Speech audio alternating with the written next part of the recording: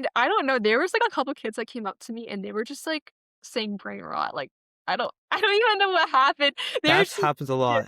6, 7 jokes, and I was like, "Oh, okay." Like, I don't even know. Welcome back to the Voice for You podcast, where we empower the leaders of today and tomorrow.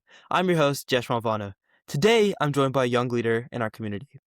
With a deep history in FBLA, she started off as an intern, helping run the Future Expos Hall at National Leadership Conference. She will follow that up the next year with multiple different positions, from the chapter level, serving as her FBLA chapter leadership assistant, to the national level, serving on the National President's Executive Council's State Resource and Programs Director.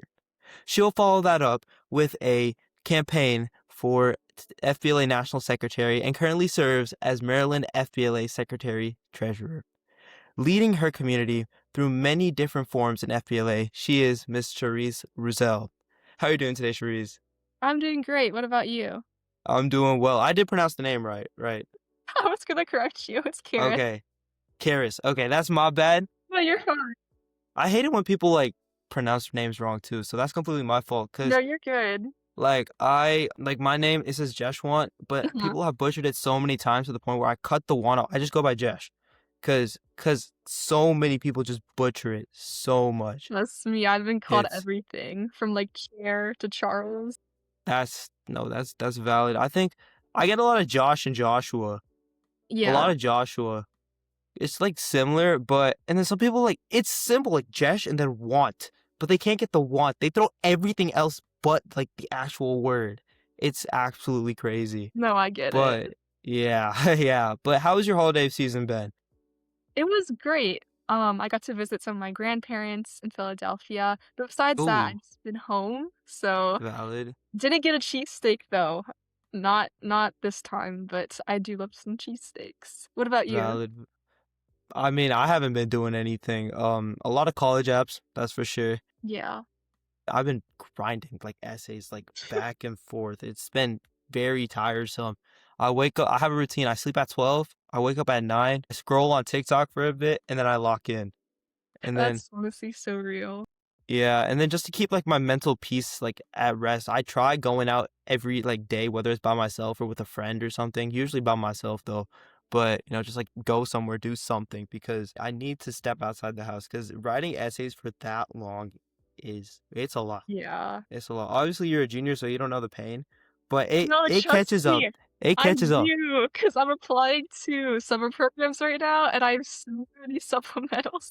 Oh, don't worry. It gets worse. It gets a lot worse because I didn't apply to that many summer programs. I was too busy around this time. Obviously, trying to figure out FBLA, state office, and that. I didn't really apply to that many. But to be honest, I'm kind of happy that I didn't do any summer programs just because it left my summer a lot more free to do whatever I want.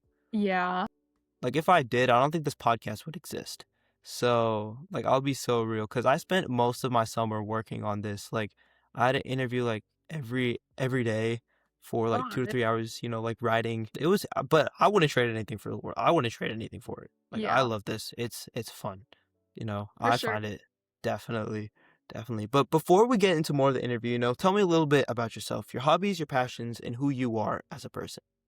Yeah, of course. So, as you stated, my name is Charis Roussel, and as you stated earlier as well, I've been deeply involved with an FBLA. But before I get into my FBLA experience, a little bit about me. I'm a junior at Urbana High School in Maryland. Some things I like to do outside FBLA: I play volleyball, I like baking, I like cooking, anything of that sort, honestly. And I love eating what I make too. You'll notice that throughout this interview, I love talking about different experiences. But besides that, I like drawing, anything creative, writing, even though not necessarily supplemental essays. But yeah, it's a little bit about me. Throughout my FBLA experience, though, I joined FBLA when I was a freshman. And initially, I like to tell this to everyone, I was terrified of public speaking. I didn't know anything about FBLA. I was just thrown into this club. And I was like, you know what? I'm gonna try to do something. I'm gonna try something new outside of just maybe a crochet club that I wanted to join. So I joined, and actually, me being me, I chose to compete in Introduction to Public Speaking, even though I was terrified of that. So, I fondly remember, like, my first competition going into Macy's beforehand and just getting, like, any blazer I could find. My outfit was atrocious, like, I'm not No, even gonna that's valid. up. No, that's valid. I remember yeah, I couldn't I find my first year I didn't find a suit at all whatsoever. It was impossible. Mine, I don't even know how I passed dress code, like, they should have dress coded me because it was so ugly. They should have been like, "Yeah, just pack it up." But nonetheless, I competed in that. I actually got first place at regionals, but that was only because I was competing against it was one other girl at the time. Then I went to states, and actually, even though I was a state officer the following year, I didn't run for state office. So no one actually ran for Region 1 vice president. It's now called Western Region Vice President, but formerly we were in regions. And I didn't run for it because I didn't even know what a state officer was or what they did. So Yeah. So at this time, it's about June of my freshman year, and I see this email come out, and it's like, we're looking for someone to fulfill the position. And so I started digging a little bit deeper. I'm like, okay, well, what do they do? And I find out they organize the regional conference. And I was like, like, let me try to put this together. So I'm not sure if it works the same at your school, but each school is offered two bids to run for state office. Yes. Yeah. I think for us, I think we're trying to get it changed, but in our bylaws, it says only one person from each chapter can run. Yeah, ours is Yeah. 2, but that's only because our chapter is so large at this point. I think it No, like depends for on us, it's like it just any chapter in general, you can only have one person. Not even that's like crazy. size too. Yeah, I mentioned it to my state officer coach. She said that they're trying to get that changed, just because I think Yeah, you want as many people, yeah, as many people as possible, because it's more definitely. competition and more voices, in my opinion. Exactly, and it's definitely very important because as the youngest person running for state office at the time, I didn't know what I was doing. I was going against the other girl who won the bid in my chapter. She was a senior and well, not a senior, but she was going to be a senior. Going to be, And yes. so I was a freshman going to be a sophomore, and I was like, "Oh, there's no shot." But I applied anyway, and I was like, "She definitely has a better resume than I do." And it wasn't through interview, it was strictly through an essay and your resume. So, did not think I was gonna get it, but I was actually in geometry class when I got the email, and I got in, so that was the start of everything. The following year, since I got the position, I organized the first regionals in a while. There had been one regionals beforehand, but this was since COVID, so everything was still kind of shaky, with organizing everything. But this was the largest regional since COVID. We had over 400 attendees, and Dang. this year at our regionals, I believe we had over 600, so it's grown a lot. But my year was around 400. So that experience really allowed me to just know how to organize different events. I never organized such a large event before. In fact, probably any event aside from like a birthday party. So definitely taught me the art of cold emailing. I was cold emailing about 100 people a day to be judges. I was like, please, we need judges. So definitely that experience taught me a lot, and my team was amazing. So that was my first year as a state officer. Next year, I run for secretary treasurer. Well, actually, before that, wait, timeline. Before I run for secretary treasurer, that summer after nationals, Olivia Heron, she had won national secretary, and she encouraged me to run for national council. So again, didn't think I was gonna get it. I applied to three. I applied Okay. to Dang. the Eastern one, I applied to NTech, the treasurer one, Treasure and then one. I applied for NPEC presidents. And I got on presidents, and I was the youngest person on my council. So definitely a unique experience. I loved the experience. Andrew was a super chill dude. He was the best person ever. Like he was super chill and it just allowed for a really cool environment to work in because we got things done at the national level, but it was more like a team and a friendship bonding, which I think is really important. And then from there, I applied for secretary treasurer, got that. So that was amazing. And that's what I've done this year. And as you know, last summer I ran for national secretary, which was definitely experience. Although I did not get the position, it was an amazing experience. And I got to meet so many different people from across the country. So yeah, everything kind of in a nutshell there. Definitely. That's a lot. Like a lot when it comes to FBLA resume. That's a crazy amount in my opinion. But before we talk more about that, I like to start off with an icebreaker. Just to get to know. So you said that you are a big foodie. You like food. Yes. So two different questions, okay? First one, if you could for what is your favorite cuisine? Like what is your go-to cuisine? See, I would have to probably say Korean because I'm half Korean. But Valid. there's also, like, I like American food to an extent. It depends. It needs to be done right. Like, I'm not Yeah. talking McDonald's, I'm talking, like, a good steak. McDonald's is valid though. I personally I'm a big advocate for McDonald's. I don't If you know. ask anybody, I am a big the hot and spicy is my go-to McChicken. That is my go-to. I like the McChicken. I will say the McChicken is good, but my favorite has probably gotta be Cane's. I'm a big Cane's lover. See, we don't have a Cane's around here. I think we're having one built in like near me. I don't know if I think they might have gotten built already, but it was like recent. Yeah. Personally, I had Cane's once. The sauce is overrated. The sauce is overrated. It's very compare because like I'm personally a big fan of like the Chick-fil-A sauce. Like Yeah, that I like the Chick-fil-A sauce. like whenever I go to Chick-fil-A, they ask me how many Chick-fil-A sauce packets. I just say how many ever you want. And then they look up at me and it's like, "Oh, we can do as many." And they usually throw like 10 packets in there. So I have like a bunch just like sitting in my like cabinet just cuz. But I personally think Chick-fil-A is better than like Chick-fil-A sauce is better than Cane sauce. I I had don't Chick-fil-A understand. yesterday, so it was pretty good, but not as good as Cane's. But it also might be like an exclusivity thing because they're opening a Cane's here, but it hasn't opened yet. So my Cane's, my Yeah. nearest Cane's is like an hour away. So the Dang. fact that I'm able to access Chick-fil-A in like 5 minutes and I can't get Yeah. Cane's, I think that like alters my mind into thinking that it's better. I'm not sure though. Yeah. I think it tastes better. I mean, before the one that was built here, the closest one to me was 3 hours away. I got Mhm. it right before state training, actually. Yeah. Me and my friend got it because we were like, oh my God, Canes. They say it's so good. It's so good. I tried it. I tried the sauce. Overrated. The chicken fingers were good. And the fries were all right. I like the chicken was good. But I just think that it's a hot take, I know. But I think the sauce is overrated, in my personal opinion. You know what? I respect it. But back to your question, I would definitely have to say Korean. I also love sushi, which is Japanese. Valid. So Valid. yeah, it's probably my Valid. favorite. Valid. I know. Whenever I go to like Chinese buffet, I stack my plate with at least like 10 different sushis. Sushi is good. Like Yeah, sushi really, is really good. amazing. I love sushi. Definitely. Definitely. Okay, and then the next question. If you could describe yourself as any cuisine, what would it be and why? Oh, this is like a hard question because oh gosh, I've never been asked this question before. If It I gets your brain could, thinking. if I'd identify as a cuisine, I don't know. I would want to do something versatile. I gotta think of. Yeah. I feel like what's like a really versatile cuisine? Gosh, I don't know. Maybe like I feel like even American is kind of versatile, or like That's a Italian. hot take. That's I a hot don't know. take. It depends. It depends. Yeah.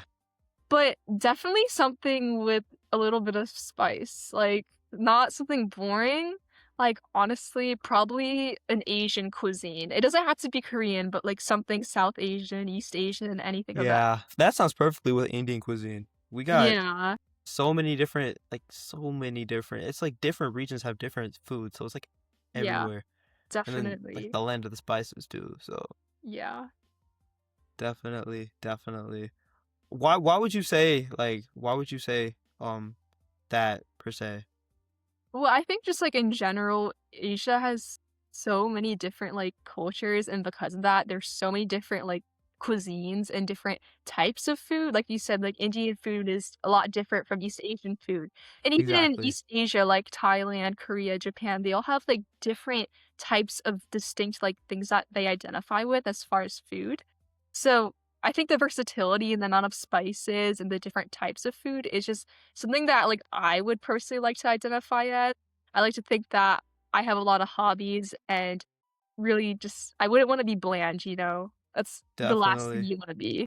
definitely. I mean, you did say you like writing. What is your favorite like piece that you've like ever like written or made, would you say? Oh, that's hard because I actually haven't wrote in a while. I used to write a lot Okay, during COVID.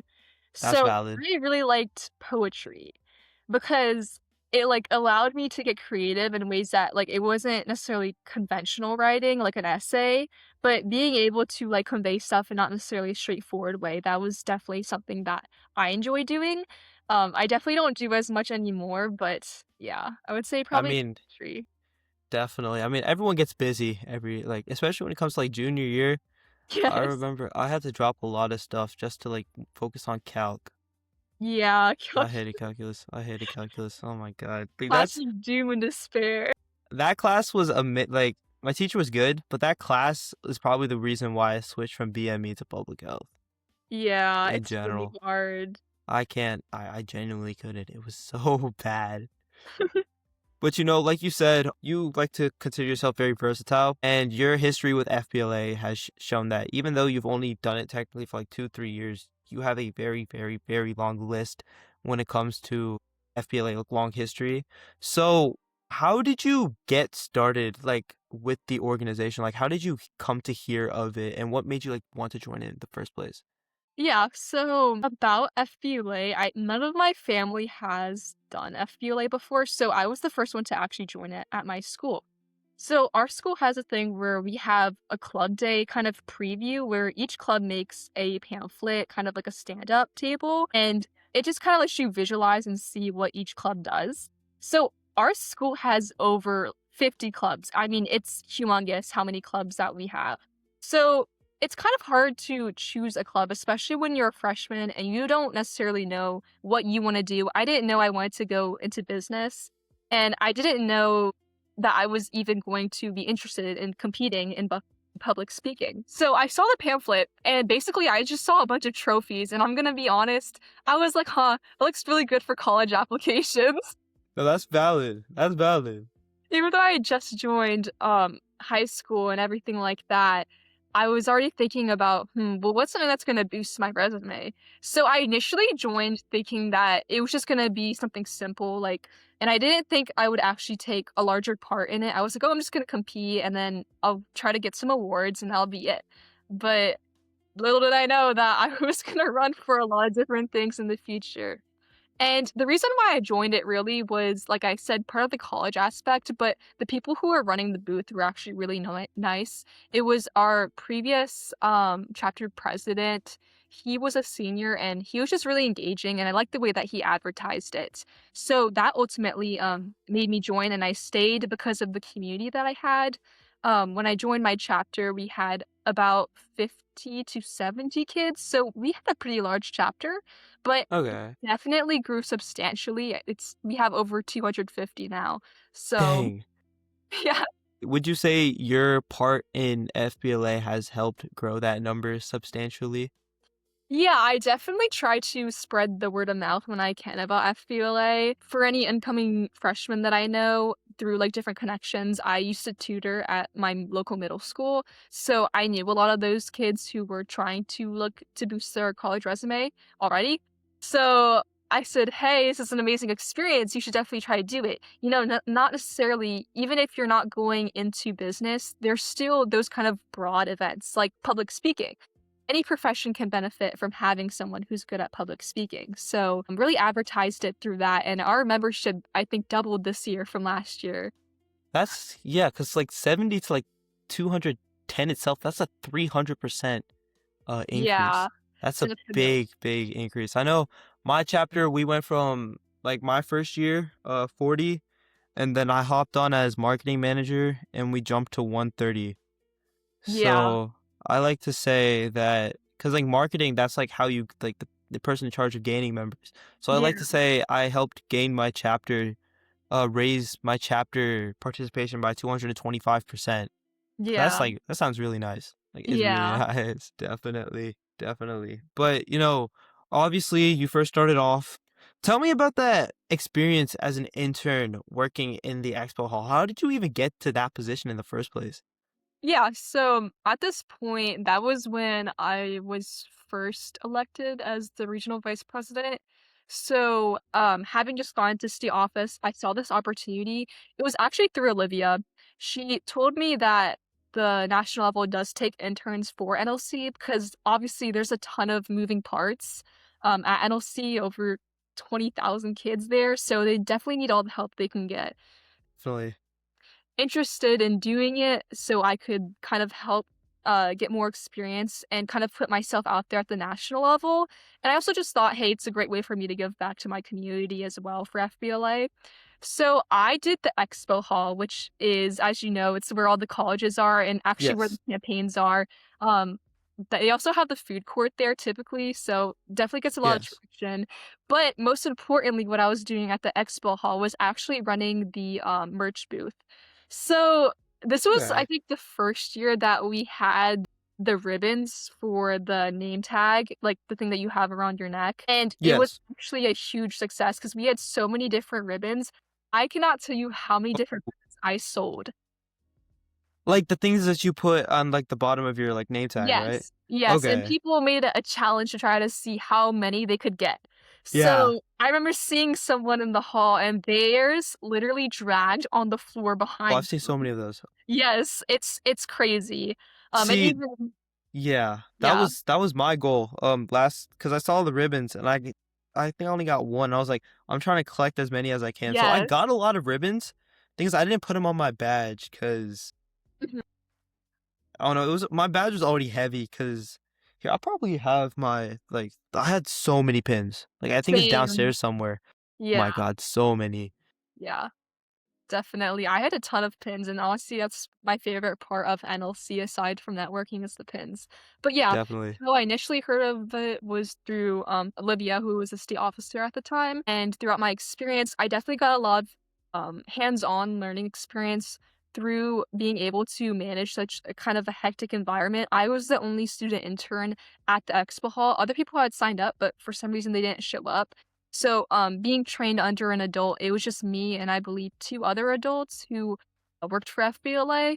So, kind of adjusting under that experience of having so many people in such a long line and being able to kind of balance that together, being quick on my feet was definitely a great experience and lesson that I could take into other experiences as well. So that's how I interned. Definitely, definitely. I mean, that is a good stepping stone, to see the national. This was in Orlando, right? Yes, it was in Yes. Orlando. Yes. Orlando was nice. That was It was nice. my favorite, I honestly. loved. To be honest, I don't know which one I like better because the where I stayed at for what's it called? Orlando, the resort was Yeah. 10 times nicer. Oh my goodness, that resort was beautiful. Like Yeah. it was I think a universal resort. Mhm. So, but the thing is it was really nice. Like there was like water parks everywhere. Yeah. Um, like the theme of it was just like cartoonish. It was cool compared to the Anaheim one. The Yeah, Anaheim one was low key definitely. lame. Yeah. I liked both, but, I think with Florida, I definitely did like my hotel better, and overall, even though I was a state officer, I definitely had a lot more time on my hands. I think Anaheim, I didn't really get to experience the full experience because I was You were so running. worried about campaigning the entire time. Exactly. I mean, even on our off day that you're supposed to spend with your state, I couldn't spend it because we had, some rehearsal for the stage, so I didn't really get to experience much of it. But the experience that I did experience in Anaheim, it was amazing, but I would definitely say Orlando was a lot better. Definitely. To be honest, like when I went for as a state officer, like to Orlando, Anaheim, I barely like that first day I had state officer work, like the state meeting.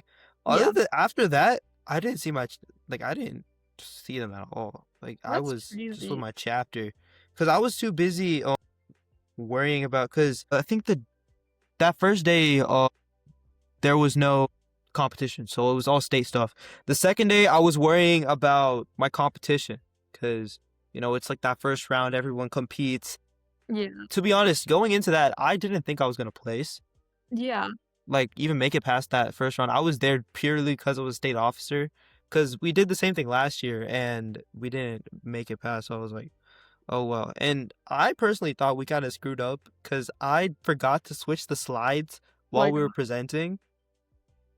But then the next day, when the results come out, my team was on there, and I was like, it was 4 o'clock in the morning. One of the guys, he wakes up, he's like, Jesh, you've made it to the next round. I started freaking the heck out. I would too. Oh my gosh, that's so Yeah, exciting. yeah, No, I haven't competed at nationals yet. okay, Because typically, well, this is my first year doing a new-ish event. I'm doing public speaking right now, but the previous yes, years I did intro to public speaking both years. yes, And then I was a finalist, but I didn't qualify for nationals both years. So I've never competed at nationals, but I'm hoping this year I can try to compete. okay. Yeah, Yeah. obviously. I mean, competing at nationals, it's a different vibe for Yeah, sure. definitely. I mean, all my friends who are there, I remember like they stay up, like they get up super early to see the prelim finals to see if they qualified, and they're Yeah, either screaming or they're like tweaking out because they didn't get in. yeah. I was the only one from my chapter to make it in Anaheim, like me and my team. I was shocked, like I said, because I on my end, I thought I screwed up. Yeah. Cause I forgot to switch the slides, and it was like I was addressing the timekeeper as if he was our judge, and I totally forgot about the actual judge. So I was like, we're cooked. But thankfully we made it. And then the finals round, it's open to the public. Yeah, I've heard that. Yeah. So the one before us was not full. Mhm. But like for hours, every single seat was full. So I got scared. Like I thought I did pretty well. And obviously we did. We placed 8th. That's great. So it Wait, was what event was crazy. it? Public service announcement. Oh yeah, I've heard really Yeah. good things about that event. Yeah. It's, in my opinion, I think it's the easiest event to place in. Not because Mhm. I did, but also because the rubric is so finite on what it wants. Yeah. Like it specifically says on there, you need 3 editing techniques, 4 film techniques. So it's so easy to get the points because it's like actually like there. Yeah. And you just add a little bit of spice and you're good. Yeah, definitely. Yeah, and like you mentioned earlier, cold emailing, I really feel like the only reason we were able to was because I DM'd the top 10 placers last year, the year prior, and they gave us a lot of like information. I just like me and my team just copied and pasted it over pretty much, and I mean, it led to good stuff. So, Yeah, that's always a great definitely, idea. definitely. But along with being an intern at NLC, like we have mentioned, you served as Maryland FBLA Region 1 Vice President. So obviously you did mention how you got the position, but how was that first year of, being on state office? Well, it was definitely, I would say, a little bit tough at first because at the time I was also the youngest on the team. So it's been pretty common that I just happen to be the youngest person on the team, which isn't necessarily a bad thing, but it can also kind of lead to you kind of not really having high expectations for your term because you feel like, oh, well, I'm new here, so maybe I can't achieve as much. But throughout the experience, actually, as being a state officer the first time, it taught me the importance of being on a team that you can collaborate with. It taught me how to collaborate with people who may have different personalities from you and how you can bond throughout FBLA and contribute that into new achievements. So having that good balance of actually enjoying your team and getting to know one another on the team while also being able to achieve great things throughout the term. So that was definitely something that I learned. But, specifically as regional and vice president, I wasn't an executive position. So my sole purpose of the term was just only to organize my regionals. That was my number one priority. And as I discussed before, I think one of my biggest flaws coming into it that when I look back now is I was such a control freak that I really wanted everything to go perfectly. I was like, okay, well, I'm in charge of this entire event. So if something goes wrong, it's my fault. And, if you've ever been to a competition, you'll know that 99% of the time it runs late. So 100%. so definitely there's a couple things that came up throughout the conference, like running late and then the reg table I wish I could have done differently. But overall, I think throughout the experience, not only did I take away the skills needed to organize such a large event, but also kind of personal skills to know that not everything has to be perfect and you can only control what you control to an extent. And doing everything to the best of your ability while knowing how to contribute and collaborate with other people on your team is definitely important. So that's a little bit of what I learned as a regional vice president. It was definitely an important year for getting my foot into the door and kind of learning how I could make a large impact at a state level before I looked at anything else. So yeah.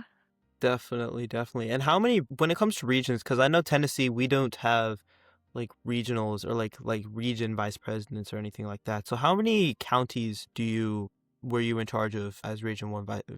I believe it was somewhere around like 16-ish, Okay. like somewhere around that number. It's hard to give you the exact number because we redistricted. So we Okay. had like counties in my county, but then we moved them to other counties and vice versa. So it's a little bit different than when I ran the Region 1 conference, but Exactly. I would say a rough number around 15 to 16.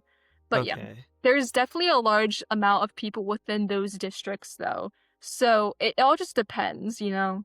How does regionals usually work? Because I've personally never gone to a regional conference. So, like, comparatively to state, like, is it just like a more scaled down version or? Yes. So it's essentially basically a state conference in a nutshell, if that makes sense. Okay. Like everything is the same, except you're not having a multi-day conference. Okay. So you come in, you get your registration, and then events, there's an opening ceremony. So just like instructions, hey, this is how this is gonna go. And then after that, you go off to compete. I think it's roughly around like 5 hours competing buffer time because we personally only have presentation events compete and role play events at our regionals. Testing events are done beforehand. But at the awards ceremony, we do present the awards for the testing events. But at Okay. RP itself, the presentation events and role plays are the only ones competing. So that's how that goes. But also throughout the conference, when you're not competing, we have workshops. So Yes. another part of being the Region 1 Vice President was also not only cold emailing to those judges, but also cold emailing to different local businesses within my community to try to get different business professionals who were interested in presenting and giving their time to these students. So that was definitely interesting as well, learning how to do that, not only to business professionals, but companies as well. So, yeah, that's what typically happens. Then, of course, you have your closing ceremony, and then it lasts, I think, for most of the day. Like, I would say about 8-ish hours. It just depends. Typically start at like 8 and end around 4. So, yeah. Okay. Okay, that's valid. And also, along with state office, region one, you Mhm. were also, like we have mentioned, the programs director for NPEC or the National President's Executive Council. So what do you feel like, first off, what made you interested? Because obviously this was early on in your like career, like I believe sophomore year, correct? Yeah.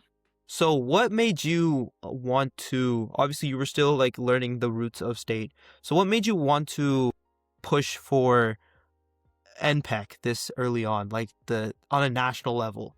Yeah, so definitely going into it, I did not have high expectations at all. It's very reoccurring throughout my experience with an FBLA because I always had doubts because of my age. But the number one thing, if I could take anything away from FBLA, is just to go for it, whether you think you're going to get it or not. Deciding that I was going to apply for NPEC, I ran for it and I applied because I really was like, well, this organization has done so much for me, and I know that I can contribute my skills on a team. And it was really just a good opportunity. It seemed like such a good opportunity. Olivia had told me about it, and I had kind of talked to Andrew and some of the national officers beforehand, just at the campaign booths, because even though I wasn't a voting delegate, I went out of my way to go to each campaign booth and just introduce myself and get to know everyone. I also like looking at different people's campaigns. It's just a cool thing to look at the expo hall when I wasn't helping Olivia out at her campaign booth. So that kind of led to exposure. And then Olivia had been on Eastern region. So she told me a little bit about the experience and the expectations of being on a council. So kind of dipping my toes into that, I was like, you know what, why not? Like it's a new experience, it's a new opportunity for me to get involved in. But again, never had any expectations of getting onto it, or especially not NPEC. If anything, I thought I would might maybe get on Eastern, but definitely not the highest council. So I applied, and when I was applying, the application consists of basically uploading your resume, just telling your awards and everything like that within FBLA, everything you've done, leadership positions. But most importantly, there's short answers that you have to answer, just typical answers like, what do you hope to do during your term? What are some ideas you have? And some more personal questions. So once you submit that application, you get a notification if you get interviewed. So I actually got an interview for all three councils that I applied for. And my first was Eastern, then I had Treasurer, then I had NPEG as my last one. And throughout those interviews, the most important thing I think that kind of helped me out when I was applying was kind of like this interview, just being myself rather than trying to be someone who is so professional and so uptight about answering perfectly. Because I know that I'm not going to be as good as some other people, and I can't control that as far as public speaking skills go or interview questions go. So I just made it a point to make sure that how do I show them me to the best of my ability and what I can contribute to their council. And overall, when I got interviewed by Andrew, the vibe was just very chill, and I think that helps out a lot too, because you definitely don't want to be on a team with someone that you can't kind of Vibe with. yourself around. It's one thing to be a team professionally, but it's another thing to be a team on a deeper level and actually get to know those people as people rather than just teammates or people that are working for you. And Exactly. in fact, during that interview, we were talking about Fortnite. So it was honestly, we went a lot off topic, but that was my interview experience. I felt really good about it, but again, didn't have high expectations. Then he surprised me. He called me saying that I got on Treasure Council, and I didn't believe him. And then he was basically just playing with me until he told me I got on President. So I don't know. It was furious. It was because like, we were kind of friends at this time. But Yeah, it was only at that point because, he couldn't act like he was my friend when I was applying because I would obviously, exactly. right? Exactly. That was my experience applying. And then once I got on, I was on an amazing team. I had uh 4 other people that I was working with, including Andrew. So as a resources director, there's an executive assistant. There's 3 resource directors. It's changed recently. But before last year, there was 3 resource directors, and there is one media person, graphic designer. I think they still call it media director now, I believe. Yeah, they're called media directors. So as a resource director, along with the 2 other people in my council, I helped create different resources. We specifically targeted slideshow meeting ideas. So the secretary council had come out with ideas, but me and my other teammates were actually constructing those visuals and those graphics that we create on Canva. Definitely had to learn how to use Canva fast because that was not my expertise. 100%. No, Canva is definitely a different playing field for sure. Definitely. So I kind of learned how to start my graphics journey and how to actually do something different than just plotting a box on a slideshow and titling it something. So that was another amazing experience I got out of that as well. But we also created this middle school justification letter for parents asking them to send their children to nationals because sometimes that is a barrier that some parents have concerns for their middle school child because they don't believe that they might be safe or there might be a couple hurdles to overcome with that. So creating that justification letter, and we did a bunch of little things across the way. NPEG is considered kind of the rounding council, so we helped with creating all council calls. So that way we could kind of collaborate with other councils and get a grasp on what they were doing throughout the membership year. So we kind of acted like that glue in between all those councils as well. But as a resource director, I specifically handled everything with the resources from middle school to high school. And definitely one of the biggest things that I took out of that experience was the graphic design skills. So yeah. Definitely. Definitely. Oh, graphic design. I mean, Canva, personally like Canva. It's a lot easier to use when it comes to graphic design and all that too. Yeah.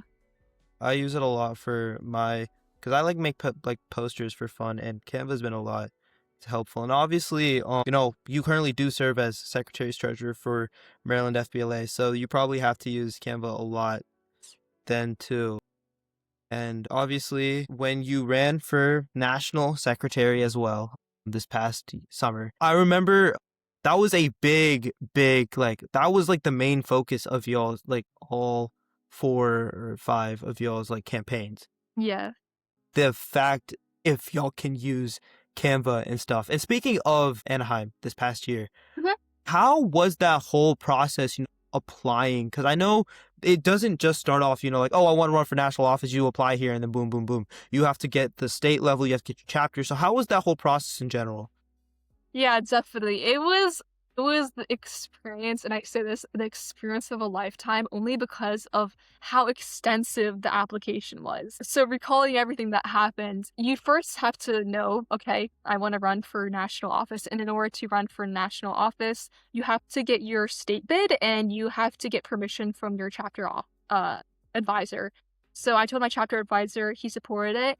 But the biggest hurdle that I had starting off was getting the state bid. I had to go against someone else for the state bid, and in order to get the state bid, we had both an essay and we had an application process where we gave a speech and we had a Q&A panel, kind of similar to state office. And then at states, it was announced who was going to get the bid. And then after that, after you get the state bid, closer up to nationals, there's a bunch of things that you need to do for your campaign. You need to have your financial statement. You need to have your poster. You need to have a bio. You need to upload your resume. And you need to have an idea of everything you want to do at your campaign booth. Like with the financial statement, there's everything that you're going to have at your campaign booth, and it has to be on dot. Like they check that stuff. So, and there's certain rules that you have to abide by when you're running for national office as well. So you always have to keep in tune with that. And before you even get to get your materials together, the national level interviews you. There's a committee for people running for national office. So it typically consists of a couple adults and some of the national officers. So I got interviewed, and then after that, I got approved. And then from there, I had to get everything like my campaign, my speech, my materials, everything like that approved. So this was, I would say, like a 4 to 5 month process before even getting to Anaheim. But I definitely would not change it for the world. And being at Anaheim, getting to actually have my campaign booth and speak to so many people, it was amazing. So very extensive, but definitely very rewarding. Definitely. Could you, if possible, what is the craziest thing that happened to you on your campaign while meeting all these different people? Like, what is like the craziest story that you have? Uh, Honestly, I had a lot of people come up to me that were chapter officers, but they didn't know that they were supposed to be voting for like regional off. Regionals, yeah. And I don't know, there was like a couple kids that came up to me and they were just like saying brain rot. Like I don't even know what happened. They were That just happens a lot. 6, 7 jokes, and I was like, oh, okay. Like I don't even know. Some people are interesting, but Definitely. definitely interesting people that I met. Otherwise, like, it was mostly just state officers, so it kinda Yes, had, like, that mood where it's not tense, but, of course, you wanna present yourself in a professional manner, but I definitely had some kids that were just saying brain rot on my campaign booth. So that was definitely. definitely interesting. Definitely. I had a lot of people come up to my campaign booth and just ask for candy. My goodness. No, that's crazy.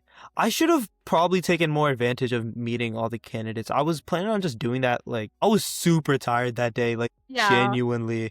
And then, because I was not only a state voting delegate, but I was also a chapter voting delegate too. I don't know why my Yes. chapter advisor threw me in there. Like, because one of our co presidents wasn't even a delegate, and I was. And I wasn't, like, Yeah. even on the board for that year. So I was just, like, so tired. But Yeah. you had are you still like friends with everyone that you like any are you still friends with like the other candidates that you Yeah, definitely. Because I will say that when everyone is going through the same experience of running for national office and everyone's under like a kind of physical weight because there's so much stress and there's so much like anxiety behind like wanting to win. And because this is like a 5 month process, there's so much that you have to invest, not just money for your campaign exactly? booth, Oh, but also just yes, the time and the energy that you dedicate to doing everything for it. So everyone is kind of antsy when you meet at nationals. And I mean, it's a good environment because everyone's very kind to each other. So throughout that, I met a bunch of cool people, candidates, whether they won or they didn't win. Everyone that I met was amazing. And the current national officers, I've known some of them before I even ran for national office. So definitely friendships that run a while back versus just meeting them at nationals. But yeah, I definitely. definitely have those connections still, and they're all very, very nice. Definitely, definitely. And meeting all these people, the brain rot and all that. What would you say is the most important thing that you took out of that campaign run, to build on to yourself as a leader and as a person for your foreseeable future? Yeah, honestly, I think this specific experience with running for national office, I think the biggest thing I could take away from it was that the loss wasn't a loss, but rather a redirection to something else and to try again.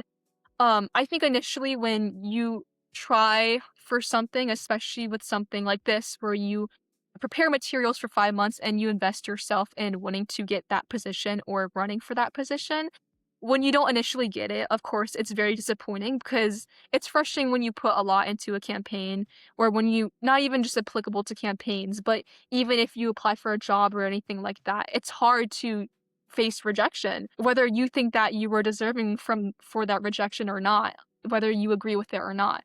So initially out the gate, I was very, very disappointed initially, but after reflection and that night where I talked to a bunch of my state officers about it, it really lifted it off my shoulders because I realized that this loss wasn't necessarily a loss, but rather an opportunity to do other things and focus on my state officer position.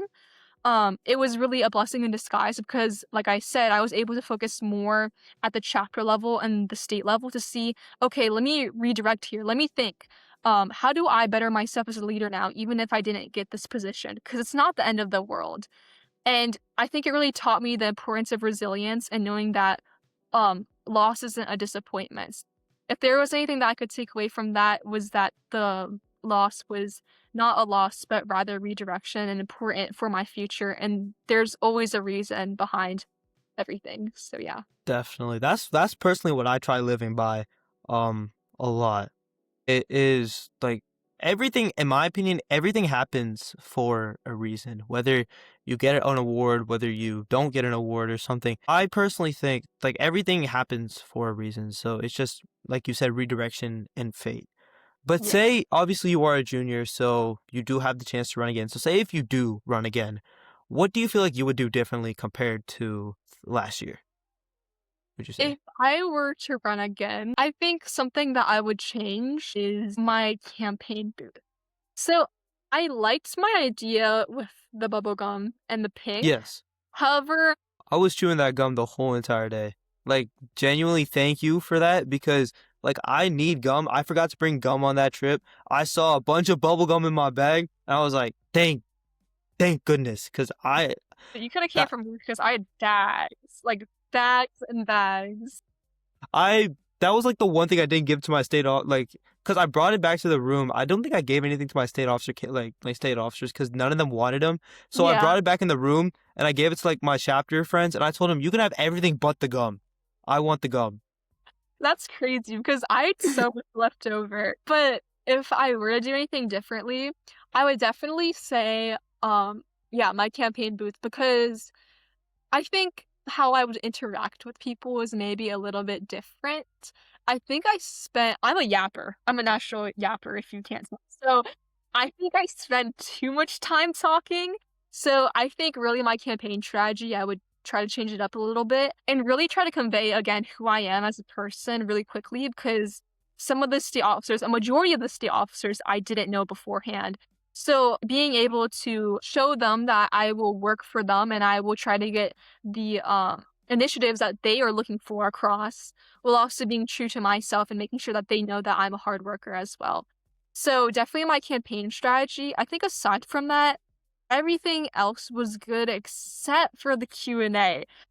I was not prepared for that Q&A simply because I think, well, part of it, I'm not gonna say this was the reason why, but it was in the morning and I had already been so tired from the night before. I believe that was the day after the first day of campaigns. So my voice was already out of it. Like I had been speaking for 5 hours, but there's definitely more that I could have done to prepare for it. I could have looked more into maybe more questions that people were going to ask me, different ways that I can better answer questions without stuttering or kind of getting around the point.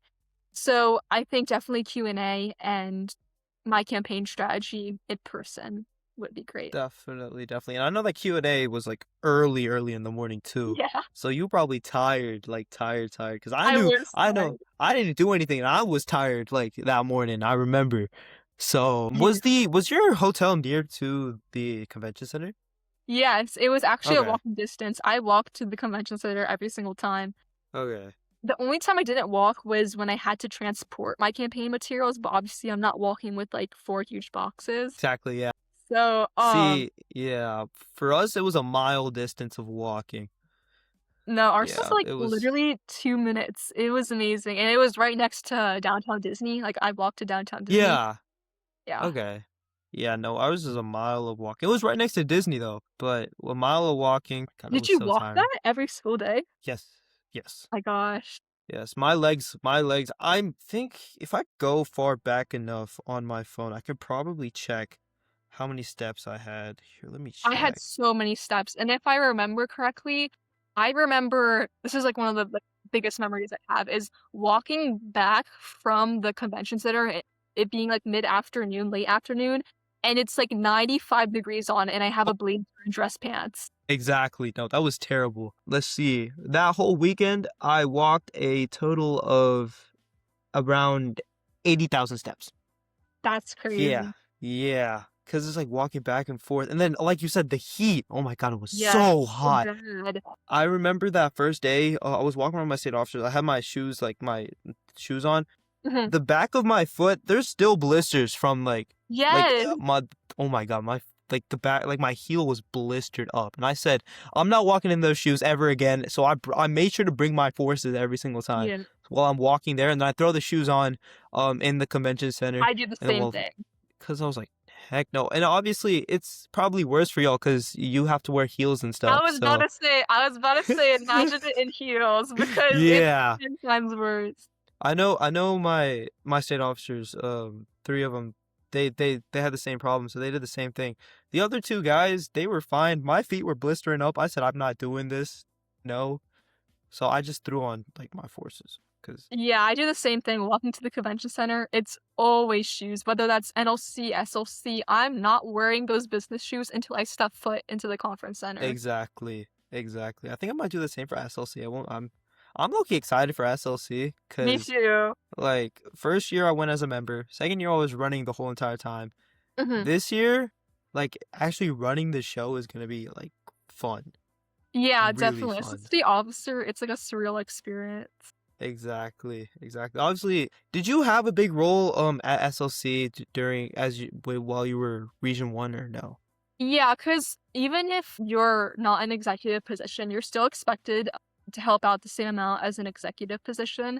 Exactly. And definitely most of the prep was actually once we arrived there, we mostly did like the manual work, like setting up everything. There's this one like photo drop background that there's no manual to it, and we have to figure it out every single time. And I am not good at like constructing stuff. This thing takes an hour to put together, and it's humongous. It's like the dreaded like photo drop that nobody wants to do. So typically we just make whoever is like the guy state officer, we just make him do it because we're like, we're not doing that. Dang.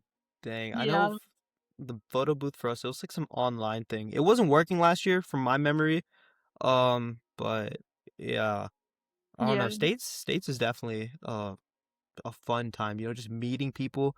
yeah, Genuinely, I'm thankful that I ran for state office just because I met so many different people exactly. and got to learn so many different stories. Like I was just like chilling like right before closing ceremony. Some random dude like on the escalator just screams my slogan out of nowhere and points at me. I was like, I'm that guy. I'm that guy. Like I felt so cool. Oh my goodness. And that slogan that you have, like what that you create will stay with you for the rest of your term. Yeah, It exactly. stays. It stays. You memorize all your campaign stuff like to the back of your head because you memorize like your speech and like you prepare for Q&A for so long that it's like the back of your hand you remember. Exactly. And the people remember your slogan too if it's good enough. Like mine Yeah, was yours was your best guess is Jesh. So wait, that's so like creative. Oh my god. I spent way too long. Like I remember I sat in chem class trying to figure out the slogan. My friends kept saying, refresh with Jesh, refresh with Jesh. I said, that's the stupidest thing I've heard in my life. Refresh? It was like, what am I supposed to do with Like, that? At wait, least with like, wait. and then one of my other friends, he actually serves as TSA state president. He goes, why don't you do your best guesses, Jesh? And I'm like, the dots are connecting.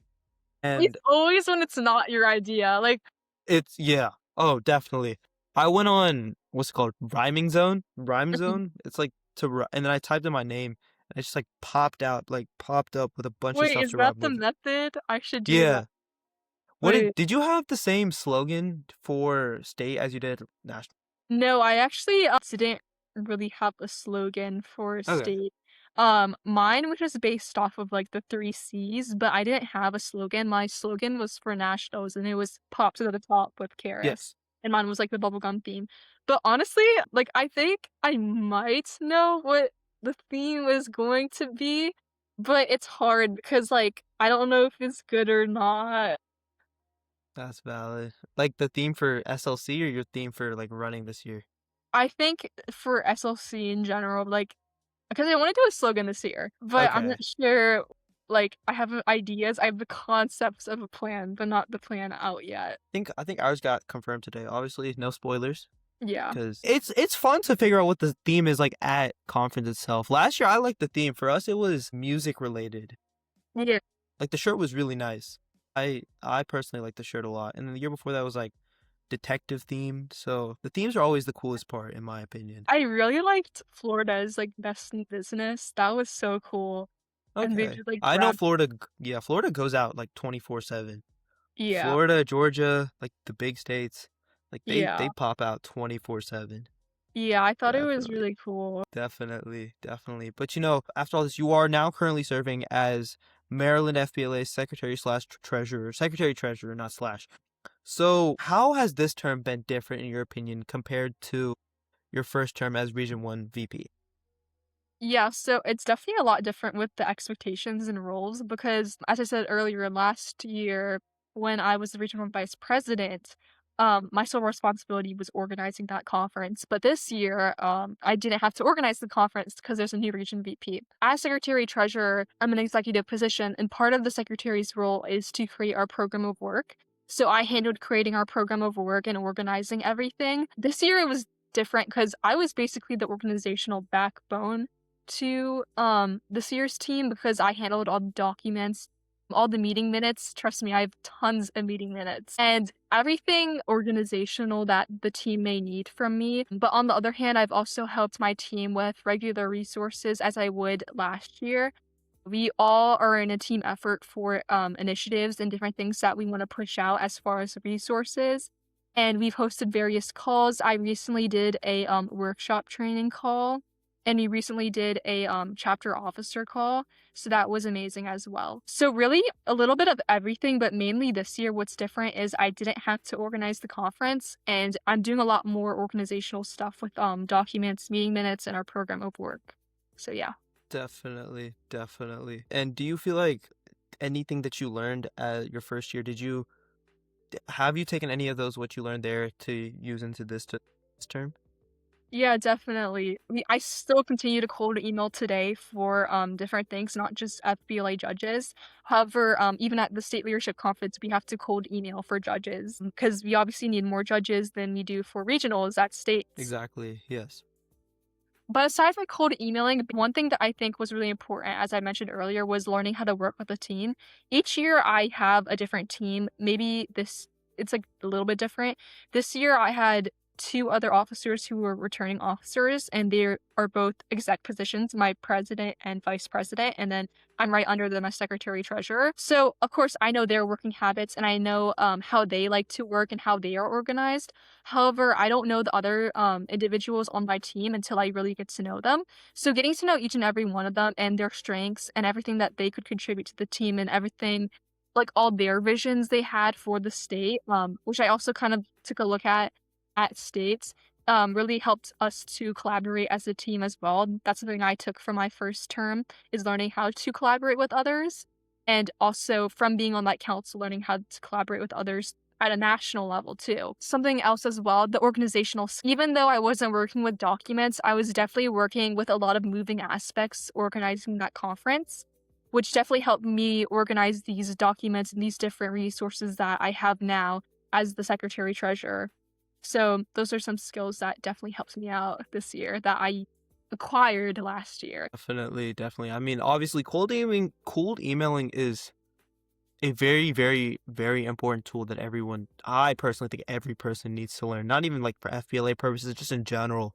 Yes. Like, it doesn't even be a cold email. It can be like a cold DM or something like that too. Like, Yeah, if I didn't cold email or like cold DM, we wouldn't be having this conversation right now. You exactly. know, like so many internships, like a lot of people are willing to do stuff, but you have to ask them first. No Yeah, one's gonna come up to you and give you that opportunity. You have to yeah, go up to them and ask them, "Can you give me this opportunity?" Like that's definitely. how it usually works. So I 100% agree on the cold emailing aspect and everything too. Obviously, first term and second term, yeah, they're both terms, but there's always something that you learn that to build on. That's what they call experience. Oh my Yeah. God, I sound like a guru there. Holy. But, to round out this interview, the Voice for You podcast, our tagline is empowering the leaders of today and tomorrow. So what is some advice that you would give to students who are trying to achieve what you have or trying to become leaders in their own community? Definitely. Even if you're not involved with an FBLA, whatever it is that you want to achieve, I would definitely say put your foot out there. As I mentioned earlier, if there's anything that I've learned throughout my experience within the organization, it's not just public speaking skills, it's not just networking.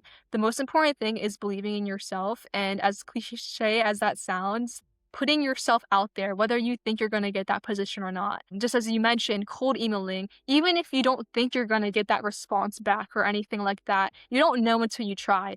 So if you're ambitious and you have great ideas that you think can make a change as a leader, make sure that you put those out there because if you never put them out there, then you're never going to know.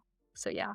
Definitely, definitely. That I 100% agree. If you don't take the advantage of what you have, like no one's gonna come and give you a fresh platter of what you want. In order to get the work done, to be an actual leader, you got to work for what you want. Nothing comes easily. You just need obviously you need a little bit of luck, but a lot of that is just hard work. And I 100% agree with what you said. But once again, Karis, thank you so much for, joining the episode today. It truly means a lot to me. And, the fact that you came on and shared your words of wisdom and your FBLA journey. And I wish you the best of luck with SLC and hopefully next year with your nationals, with the state bid and all that. Of course. Thank you for having me. Definitely, definitely. And to the viewers at home, thank you so much for watching till the very end. Remember to follow the Voice for You podcast on Instagram, TikTok, and YouTube, and stream our podcast on Spotify, YouTube, Apple Music, and pretty much wherever you stream your podcasts. And once again, I'm your host, Jeshwant Vana. Thank you so much, Charis, for joining, and we will see y'all next time. Thank you so much.